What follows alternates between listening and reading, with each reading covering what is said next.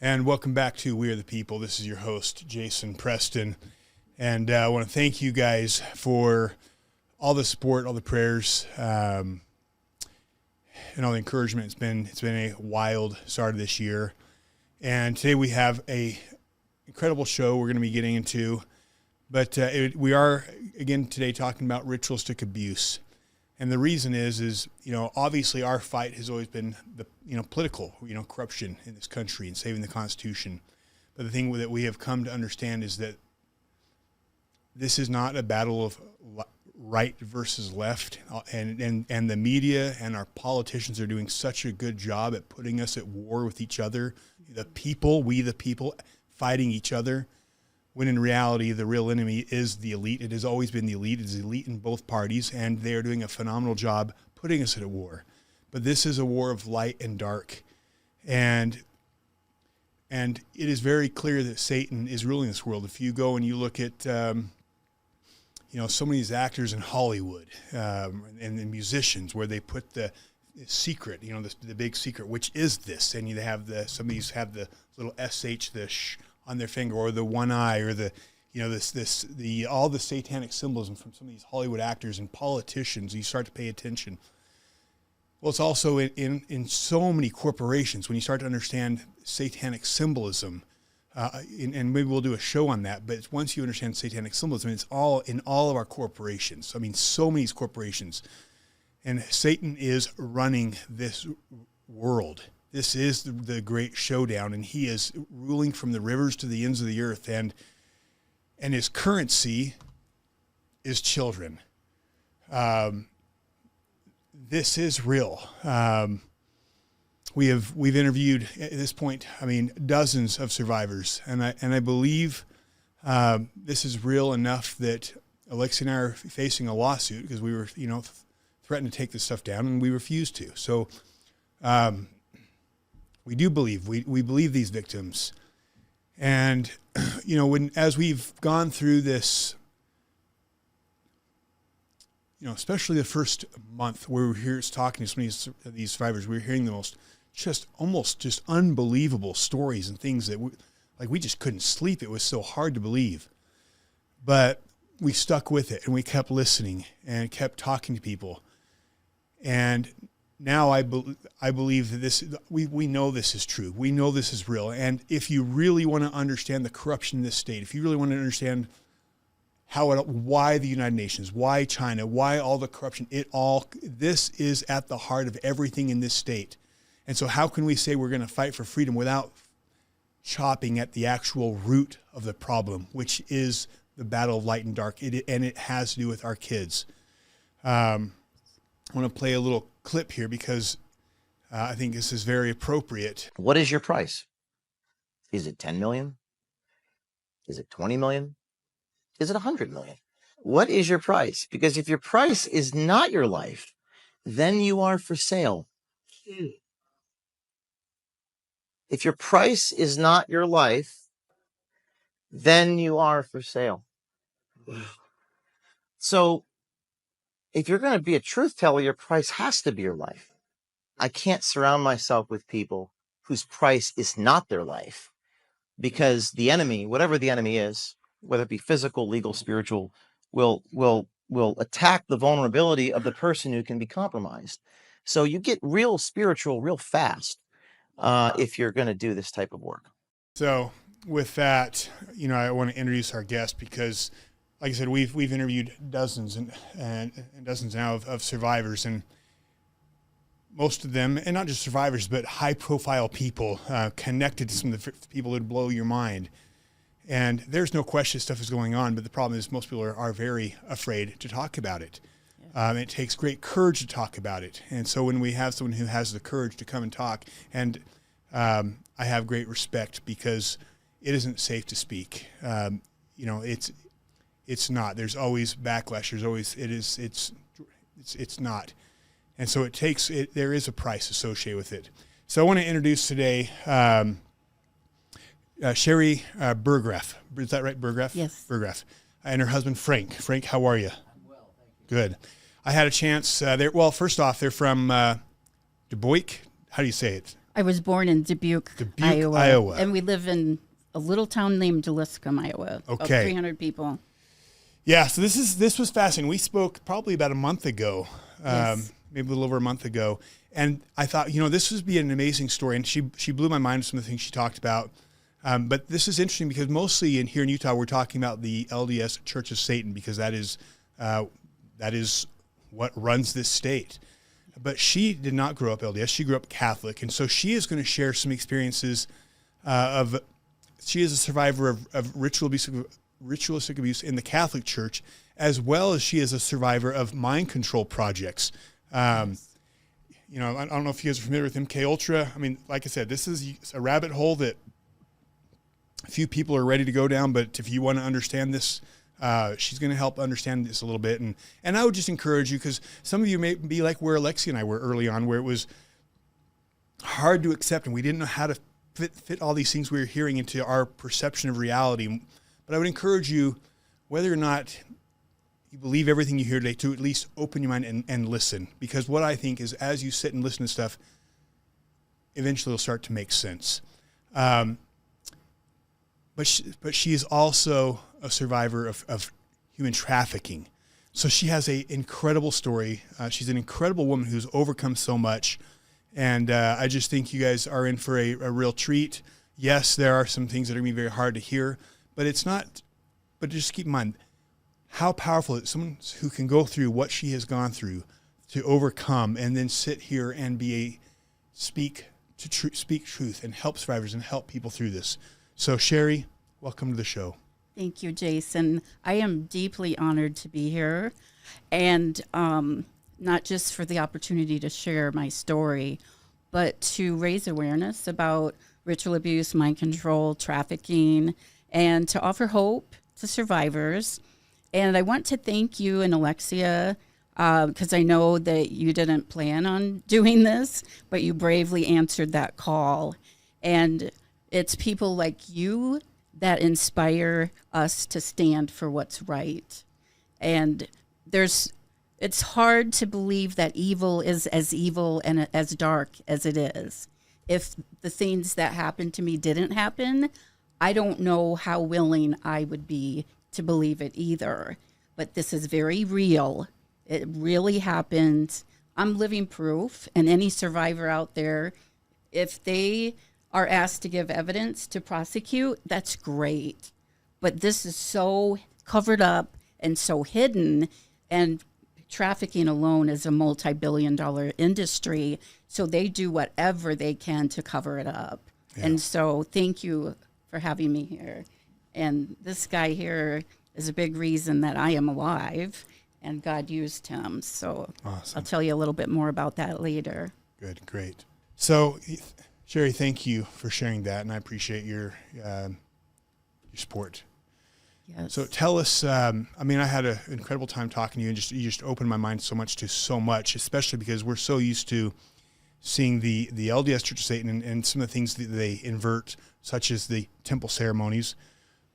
You grew up Catholic, and so it was fascinating having a conversation and seeing how it works in the Catholic Church, because it's while there are a lot of similarities, there are some differences. So yes. Would you mind just kind of sharing your story with us, with our audience? Sure. And before I do, I would just like to say that everything that happened to me was blocked out of my conscious memory, other than an incident when I was a teenager, when my dad beat me severely, and I should have went to the hospital but wasn't taken.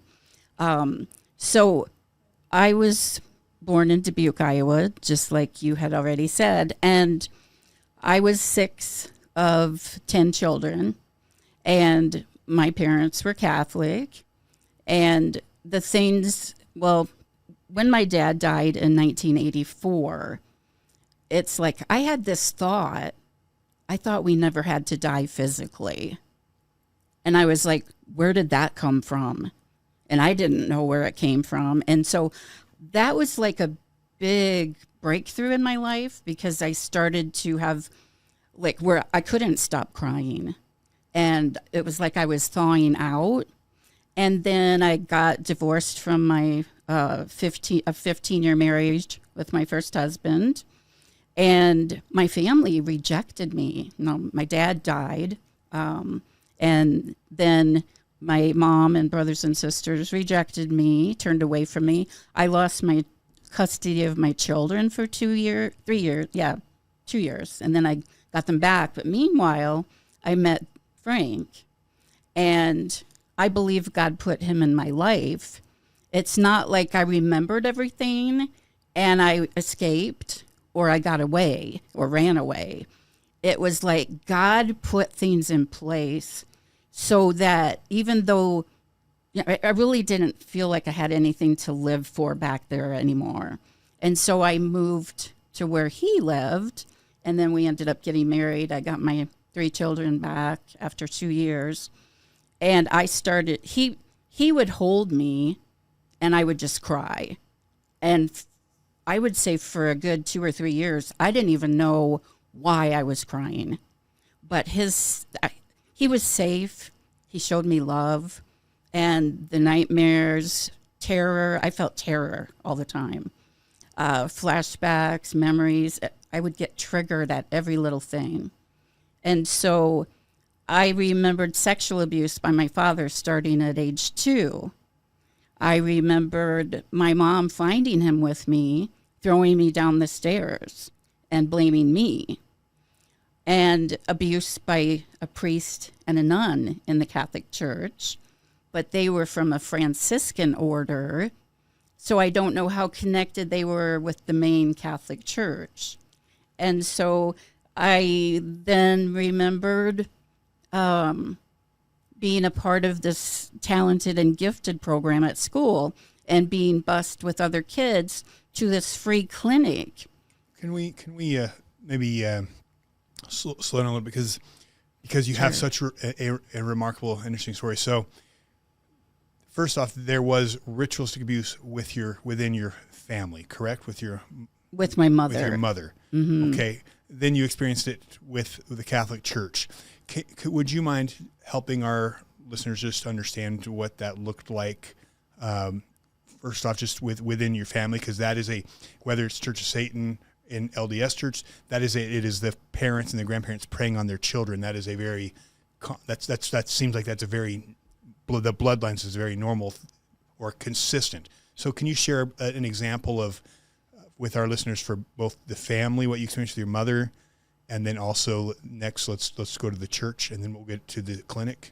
Okay, so alongside my dad sexually abusing me, my mother was doing these bizarre rituals. And like I said, I had no memory of that. But what I remembered is that at 6 every morning, probably not the weekend, but she would wake me up and tell me she was dying. And then she would sexually abuse me. And she was training me to know how to pleasure men. And she was also trying to then, at night, she would have me go to bed at 8 o'clock. At 10 o'clock at night, I would wake up with her placing me in the bathtub. That's how I woke up. And she was telling me that I was dying and that the water, when it would drain down the bathtub or the toilet, flushing, washing hands, all these rituals were to make it so that I believed I was getting rid of myself and that I no longer existed. And so then with the priest and the nun at the church, and also like when I would go to the restroom and the priest would come in there and then he would take me to where the priest and the nun would be. And they did all these rituals with me where it included abuse, but it was like they were using me to be in the middle of them. And he was pretending to be God and she was pretending to be Mary. And I was, I don't know, the way that they could do things to each other without touching each other because they were doing things to me. And it was, when I was remembering this, I felt like I was going crazy. But then I remembered like having rituals that were mocking Christianity. So like on Easter, and this would happen like in the church basement or at a park, a cemetery. just different places that I remembered these things happening. And it included people in black robes. And they would, like, instead of Jesus dying on the cross, they would make this mock scenario of Jesus being crucified. Of course, it was people posing as him. And then tell me as a little girl and everybody else that was there that Jesus is dead. He died and he didn't rise. There was no body. And they went through that whole thing of, like Christianity, the stone was rolled away and, Jesus rose from the dead. He ascended into heaven. But I was made to believe, and so was everyone else, that we had to get together every year now because Jesus died and he's not going to return like, Jesus returns the second time. So if we get enough people together, the belief then was that if we yell loud enough, maybe Jesus will hear us. But then that was to make it so that as a child, there was no hope. So then it's like, okay, let's introduce Satan as the savior. And so, like Christmas would be, instead of Jesus's birth, again, they're going through mock killings. And it was just, everything was upside down and distorted. Bible verses were twisted. Didn't you tell a story of they had someone dressed as Savior, and you as a child, they'd have you sit on his lap? Would you mind sharing that? Yeah, like they had a person, I thought it was Jesus as a child. And when I was remembering this, then I could think as that adult, okay, this is a man posing as Jesus. But they had me connect with him and get close to him. And, they were showing me the love of Jesus through this person, and even using Bible verses like, let the little children come to me. And, all of us would be able to take turns sitting on his lap. Well, and then things changed because there's always the grooming and then the abuse. So then this person is raping, and I'm supposed to pray and ask God to save me. And then they're trying to prove that there really is no God and there's no one there that is a savior. And it's like, as an adult, then I was able to think through, well, the real Jesus would not do sexual things to a child, and I could think that through. Right. That's what with the parts type of of stuff, me. twisted stuff. And this might be our listeners might find this very fascinating. The documentary Beneath Sheep's Clothing is actually a documentary about Marxism in the Soviet Union, and the schools used to actually have the kids, and I'll play a clip, tell the kids to pray to Jesus for something. I don't remember what it was, and of course nothing happened. Right. And then the teacher would say, now pray to Stalin. Everyone pray to, or Lenin. I think it was Lenin. And the kids would all close their eyes, and she would go and put a piece of candy on all their desks. And then they would say, wow, look, God didn't do anything, but Lenin. In Soviet schools, all children were taught to read and write, but the major role of the Soviet schools was that of indoctrination centers for atheism and Marxist-Leninist communism. One anti-religious indoctrination technique that they would use, it would go like this. The teacher would say, okay, students, let's do a little experiment to see if there is a God. I want you to go ahead and close your eyes, then say a little prayer and ask God to send you some candy. Do that now. Then after a few moments, the teacher would say, okay, now open your eyes. Do you see any candy? No. That means there is no God. Now I want you to try something else. Close your eyes now and ask Uncle Lenin to send you candy.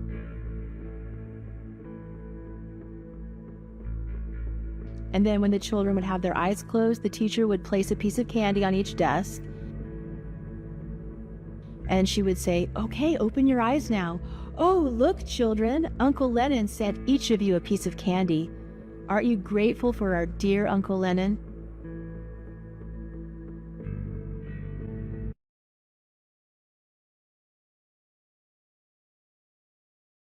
And obviously, but this is not ritualistic abuse, what they were doing in Russia, but it's that same principle of brainwashing children to trust. Well, Lennon was obviously from Yeah, and that's exactly what they're doing. Yeah, it's very interesting. So sorry. So go on. So, And then they take it a step farther, like then, like God didn't save me.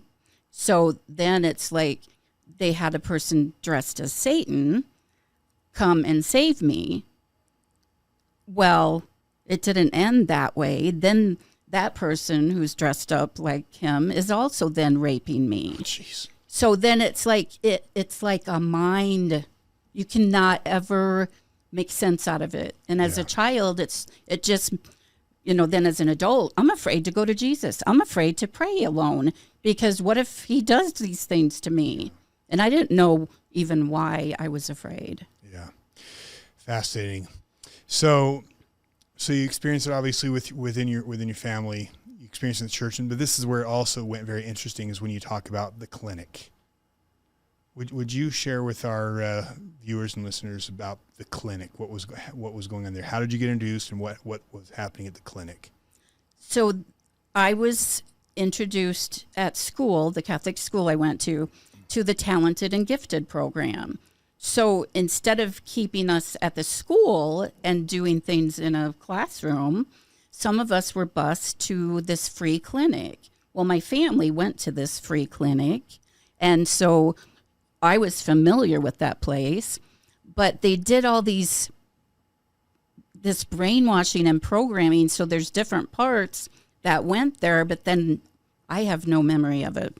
But anyway, while we were there, they did medical experimentation. They did the mind control, like using torture and just different methods that were very, no adult could even, electric shock and horrible torture, being raped, and then being trained to please men. And they did these things to my dad too, that was separate. It's not like he was there on the days that I would go to school and be bused there, but like he went to that clinic because he had depression, and so we would walk to that clinic together for his appointment, and then we both were being mind controlled. And I don't know what the name of the project was, whether there's MK Ultra, there's Operation Paperclip, there's... Yeah, and I would, for those curious about, understanding this, I would look into MK Ultra, Project Paperclip.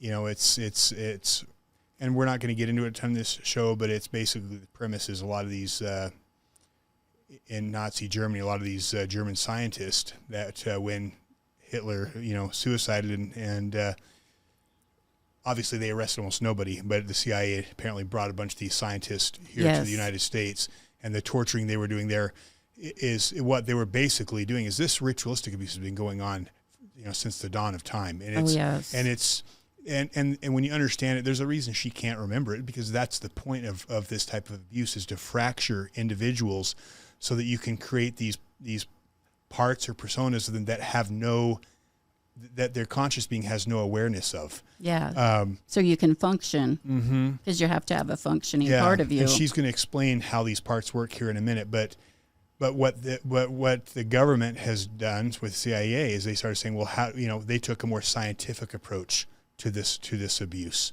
and really tried to have a more basically scientific approach.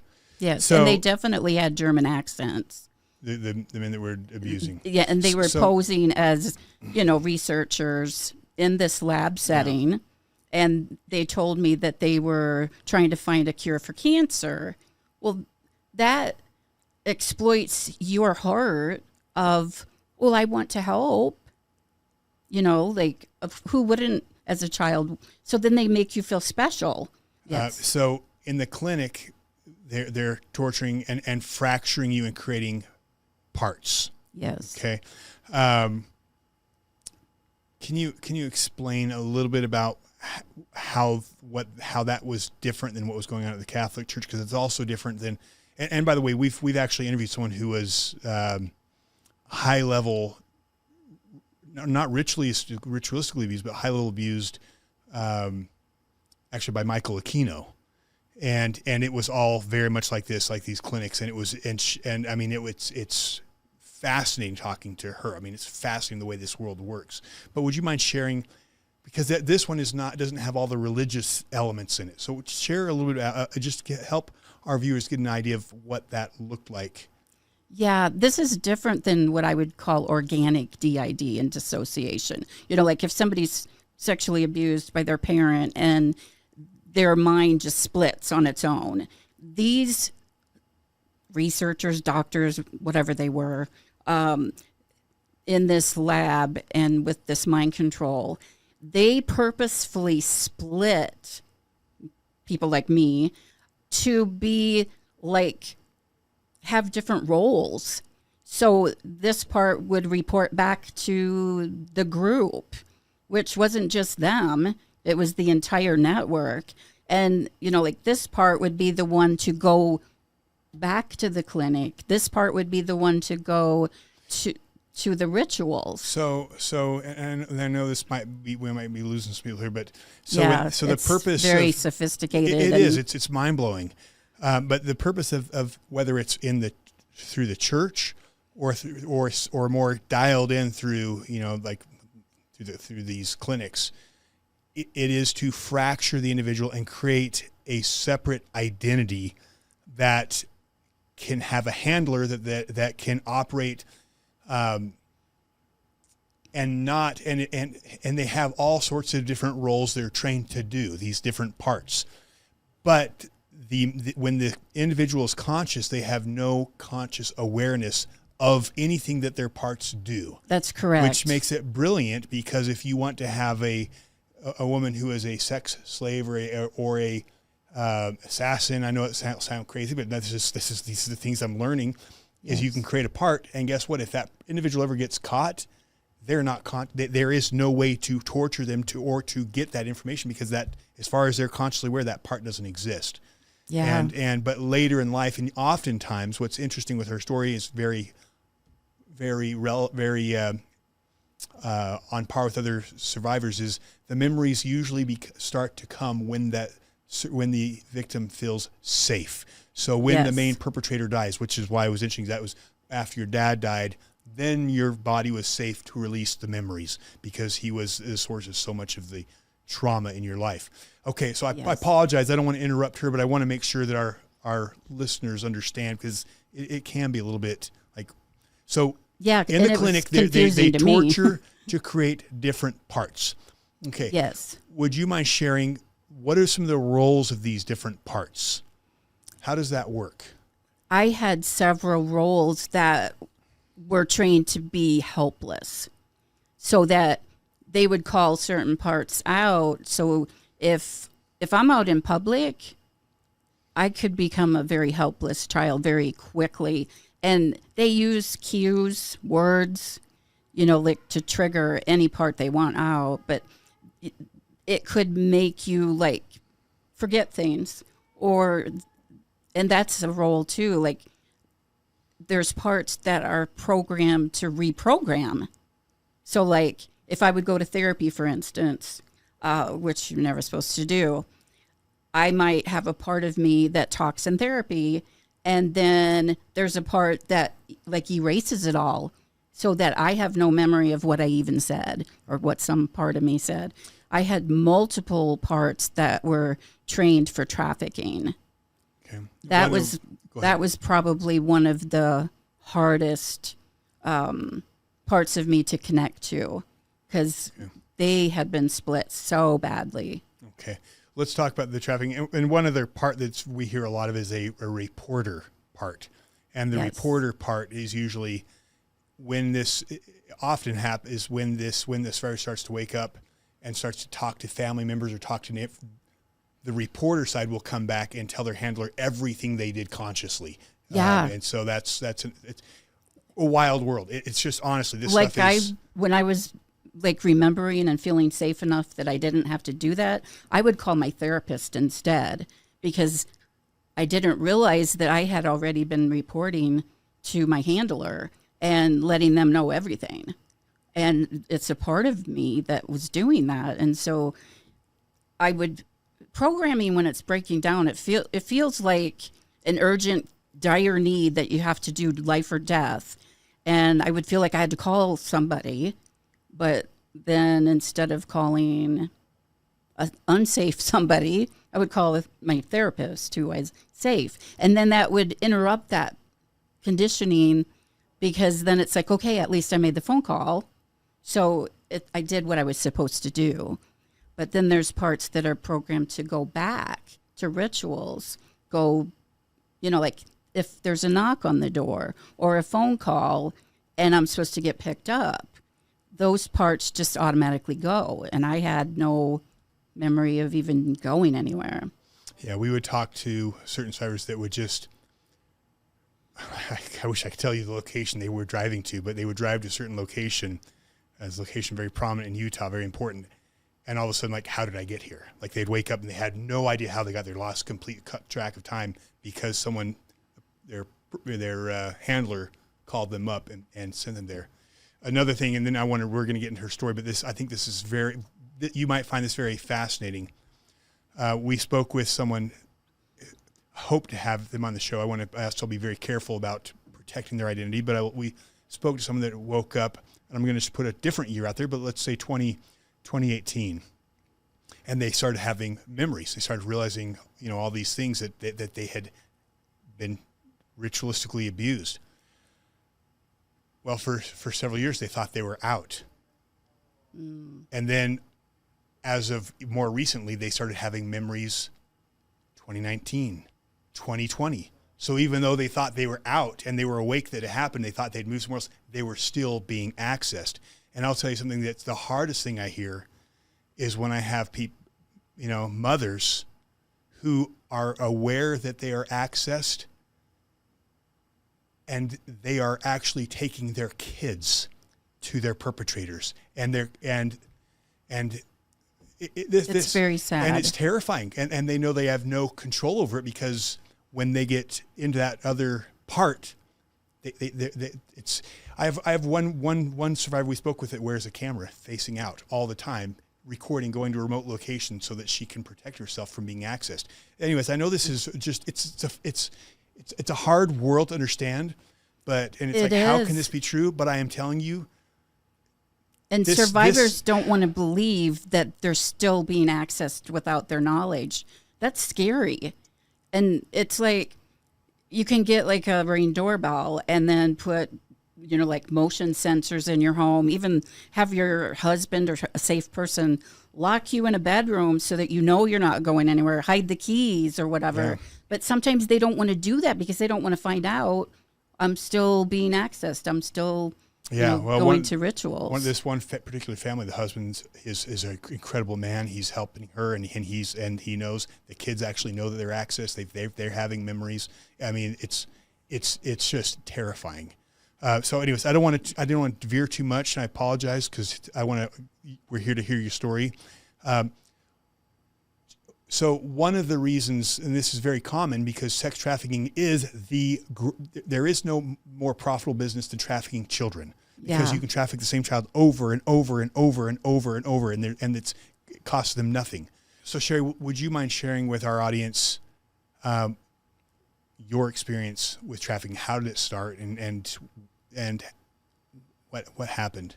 So I was being trained at home how to please men, right, sexually, and then at the free clinic, there were these researchers or doctors, whatever they were, and they were doing all the mind control, and somehow they were connected with this, I would call it like an elite trafficking ring.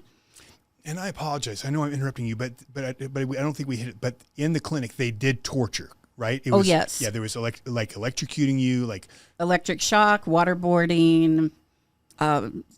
I don't even know all the different things that they You said did. they put like a rag in your mouth and pour and water. pour, you know, like you'd almost be drown hanging you. upside down, and they're just pouring water, and you know, it feels like you're drowning, and just And rape and is Rape. also so they also do that in there too. yes, they do, and so it's like they're getting me then ready to just do whatever, because I'm not there anymore. It's just these parts, and they call them out. And so there was this, like a small group of businessmen at first, you know, and then it's like they picked one out for me, just for me. And he wined and dined me. I call it wined and dined. And really it was just in a area in the hotel. It's not like he took me out to dinner somewhere. How old were you? Roughly? 5. Jeez. 5. And so I was taken in a limo then to a hotel. And in this hotel, this great big ballroom, on stage, myself and all these other girls, I don't remember any boys, but all these other girls, and they're all as young as me. And there might have been some up till about the age of 10. Then that's where they cut us off. We would be on stage and have to undress. And then there's all these businessmen out there, and they're holding up the bid things, and we're going to the highest bidder. And so then we get raped over and over again that night. And then it started the regular trafficking, where, you know, it's not like I'm special anymore and I'm being, well, they dressed me up, you know, like with new clothes and shoes, and did my hair, did my nails. So all of that special stuff goes away. That was more the grooming the first few times. Yes. And so then it's like there's these people that want the younger ones like us, and so they pay more money. We would bring more money, and so then these people sometimes would be like regulars, I guess you would call it. And there was like a list of what they could get on that nightstand where they would put their money. This is in the hotel room. Yeah. And so then after the money was put on the table, I would have to bring it to my handler, and he would be standing in the doorway. Is this before they did anything? Before they abused you? No, this is when they started to do the actual trafficking. Okay. So they would bring you to a hotel, and then they just, because we had Mary Beth, she's the one that gave me this hummingbird. Oh, that's neat. Yeah, it's a very, very powerful show if you haven't seen that. I have. But they took her to a hotel room, and then basically they would funnel different men throughout the night. Yes. Was that something similar to what you were Yeah, experiencing? there would be multiple men, and sometimes there was regulars that would ask specifically for me, or specifically for a certain thing. Okay. How long did that go on? I think I was 17 when that stopped. There is one thing I wanted to share. The way that they do this, how it affected my worth.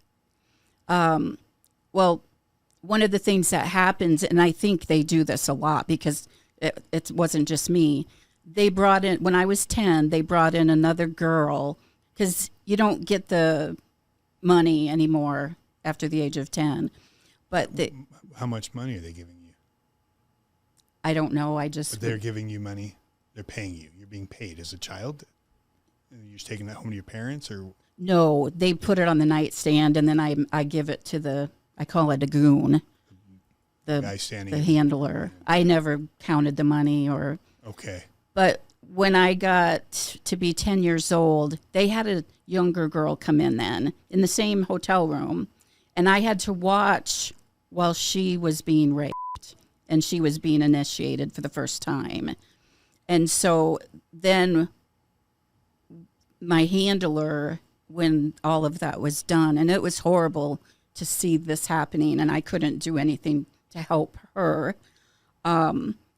He put a penny on the nightstand, and that was for me, to show me that I was worthless and that I wasn't worth money anymore at all.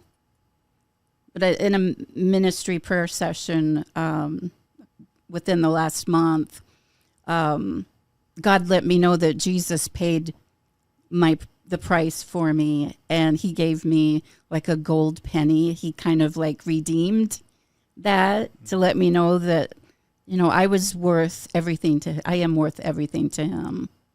That's powerful. Yeah. But a lot of the trafficking stuff, I have bits and pieces of it. I can even remember, like, one of my memories is being a child dropped off with my pajamas on, and then going into the hotel and then being told it was a slumber party with other girls. And I think that was during the time that they were grooming us, you know, like the big ballroom stuff, because they wanted to make it seem fun to those parts of us. But the trafficking stuff, I think between the trafficking and the spiritual stuff, that did the most damage to me. And they were picking you up every night at like 10 o'clock, so your parents obviously were aware. I don't think they were. I mean, but it's like, your parents didn't know you were leaving at 10 at night? No, because it's like my mom trained me to wake up at 10 o'clock every night. And I don't know how that all connects together, but somehow it does.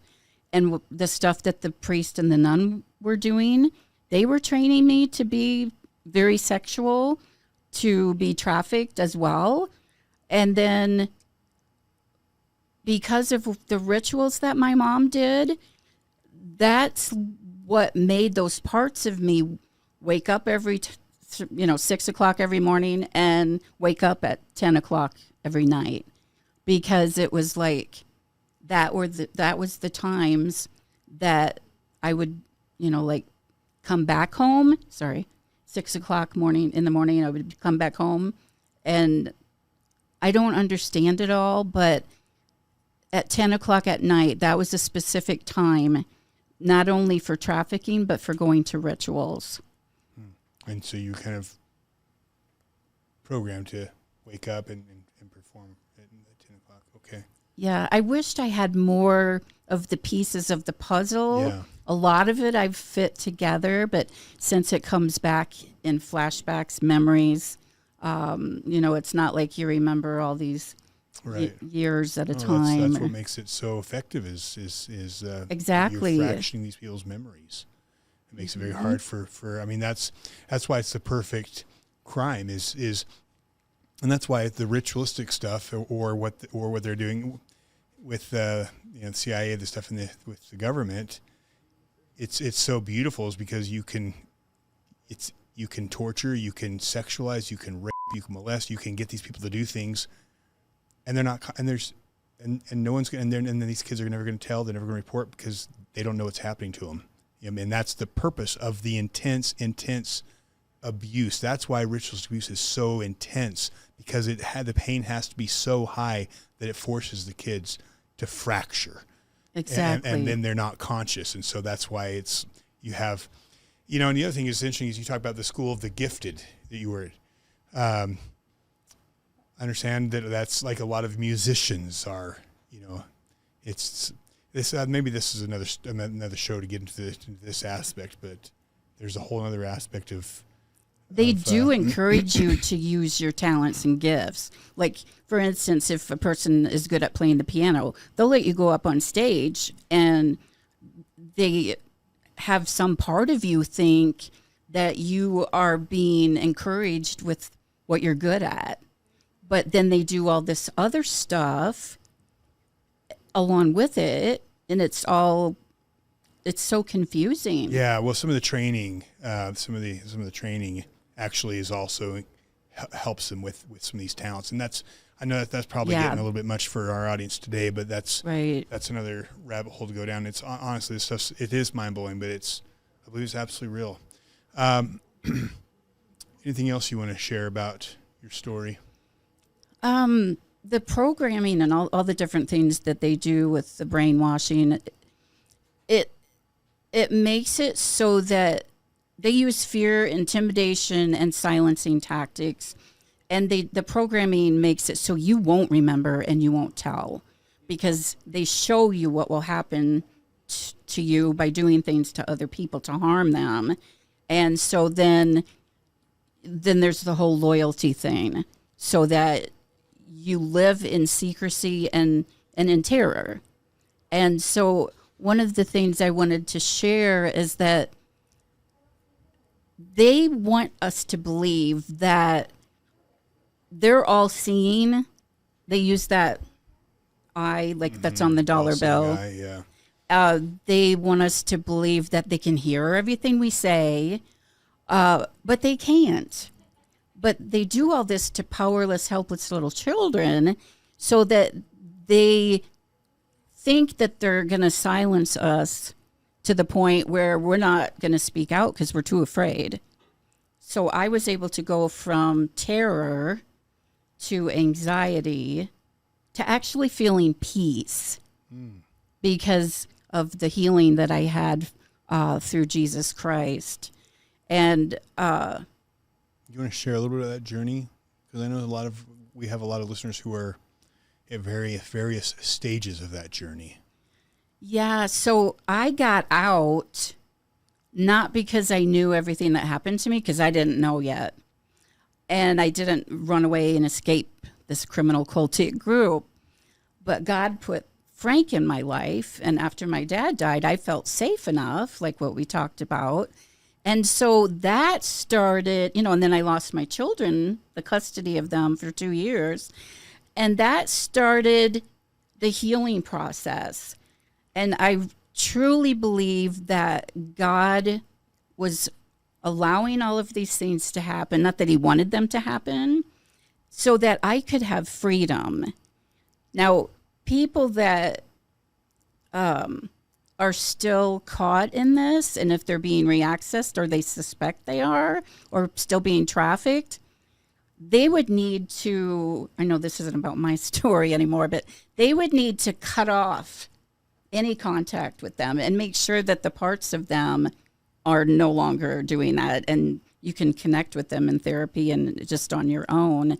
But, it's like it would take a lot. But I really believe that God and, Jesus came to set the captives free and heal the brokenhearted. But when we start to heal, when I started to heal, I got stronger. And it's like I spoke and he didn't die, because I believed everybody I loved would die.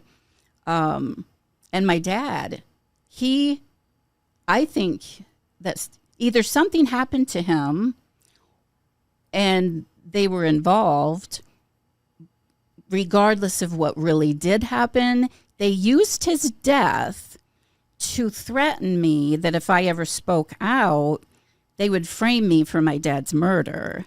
This group did. And so then when I left that area, I was getting my divorce. I was moving away with Frank. The chief of police, Bruce Trapp of Manchester, Iowa, and people in this criminal group, they actually came up to me. When I remembered this, it was just like, oh my gosh, I'm so thankful I got away from this area. They came behind me in a Walmart parking lot, and they came up to the door, like as a policeman would do, and they said that they had Frank in their vehicle. And so they wanted me to come with them because something happened to him. And so they took me to where the jail was. And then they did all this reaccessing and torture and raping and stuff to me. And then they let me know that I had to exchange my life for his. And that was a big part of my story, because then they were trying to do that to keep me from leaving. And I truly believe that my family, they helped to take my children away from me. My mother and my brother testified in the courtroom that I was a bad mom, and I wasn't. I believe they were trying to do what they could to keep me in. But God is greater. Yeah. Frank, I'd like to hear, can we move the microphone to Frank a little bit? Frank, so yeah, tell us what did you make those when you started hearing about this stuff? I mean, the average person hears this stuff and it just sounds crazy. Like, how could this actually be real? Yeah, it was. Tell us about your experience. It was very hard to fathom those kind of things that happened, and I was not aware until years later about this incident in the parking lot where they actually, they even staged and had a car that looked similar to mine and did a lot of stuff that I was not aware of to threaten her, that if she ever told, they would kill me. And so we've grown together and learned about this together because I had no idea that anything like this existed. And so, as you know, it's very hard to wrap your mind around those kind of things happening, and especially to innocent children. But it's very real, and there's documented evidence of it. In one of Sharri's therapy sessions, we got in contact with a psychiatrist from that area that actually had patients from that clinic that had been torn down and had similar stories of the abuse that went on in that. So it just cemented that in my mind that this is very real. It did happen. And it's just, it's something that you don't want to believe because it shakes your world, you know. You just can't imagine that people go to those kind of depths. You spoke about training kids to be assassins. The cult actually had women birth babies, and they'd have no record of their birth, and they could train those kids because they'd have no fingerprints on record. And a man is very vulnerable at the point of sexual pleasure. And what better way when he's that vulnerable to kill him? And those kids could do this kind of thing, and no one could trace it.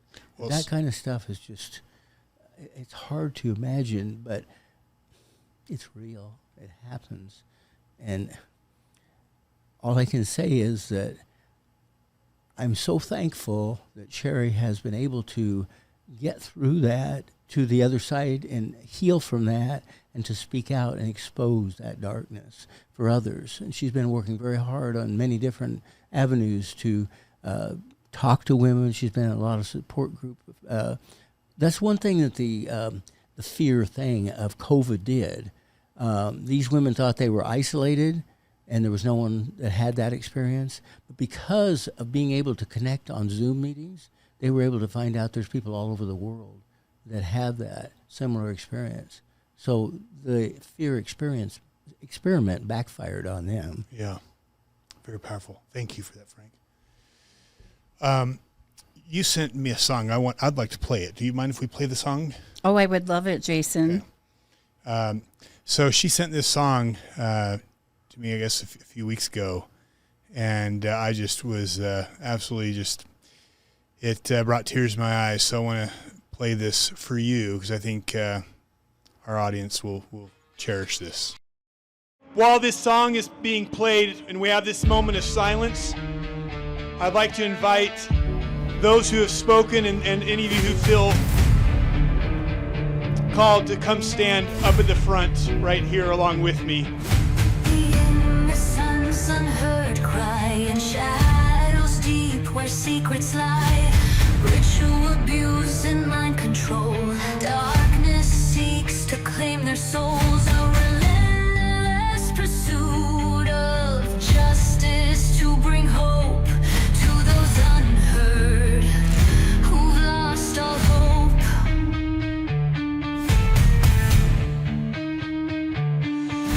They cloak their sins in holy guise, opposing sheep's troll, them spreading lies within hollowed walls. Corruption breeds, exploiting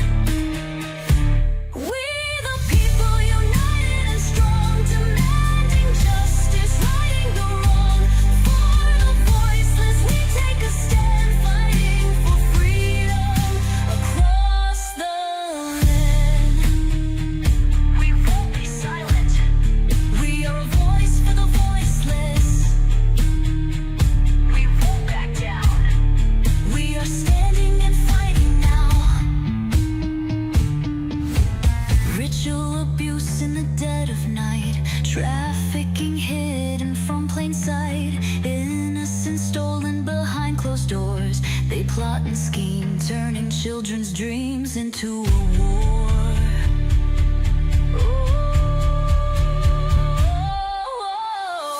Freedom fighters shedding light on the shadows, answering the call, protecting the innocent with unwavering passion. Activists, advocates, demanding accountability, awareness, and action. Action, action. We the people united and strong, demanding justice, righting the wrong. For the voiceless, we take a stand, fighting for freedom across the land.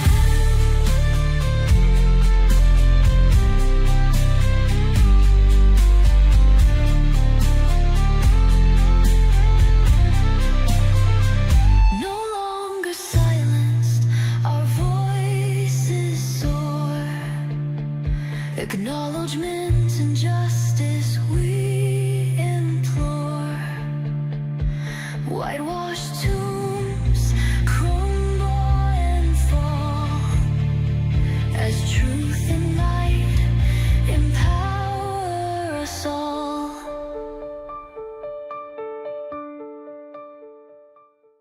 So powerful. I love that. Yeah, and that's what I live, Jason, is I will not be silent. And, justice doesn't always come in a courtroom, but it comes when truth is spoken. And survivors, when we speak out, we become the threat that they didn't count on. And together, God saw everything that was done to us. And our voices, I really believe this, carry the weight of heaven behind them. And Ephesians reminds us, have nothing to do with the fruitless deeds of darkness, but rather expose them. And it is for those reasons I speak, to expose what was hidden and declare that God's light is greater than any darkness. And there's a profound cost to speaking out, as you and Alexia know. And there's disbelief, there's family rejection, there's legal intimidation, threats. People have been killed. I've faced some of these things, and you have too. But the cost of silence is far greater, and it allows perpetrators to continue, the trafficking networks to flourish.